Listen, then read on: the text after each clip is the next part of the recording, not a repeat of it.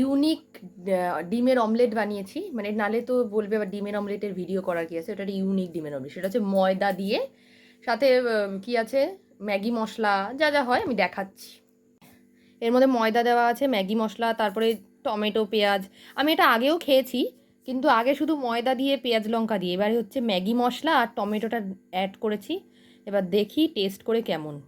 আগেরটা তো খেতে খুব ভালোই হয়েছিল শুধু ময়দা দিয়ে আর পেঁয়াজ লঙ্কা দিয়ে, কিন্তু এটা যেহেতু ম্যাগি মশলা দেওয়া আছে তো টেস্ট করে দেখি, তোমাদের বলছি কীরকম খেতে হয়।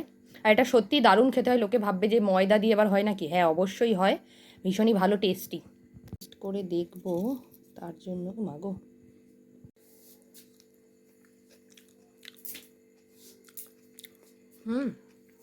এটাও ভালো, মানে ম্যাগি মশলা দিয়ে এটা ম্যাগি মশলার ফ্লেভার আসছে।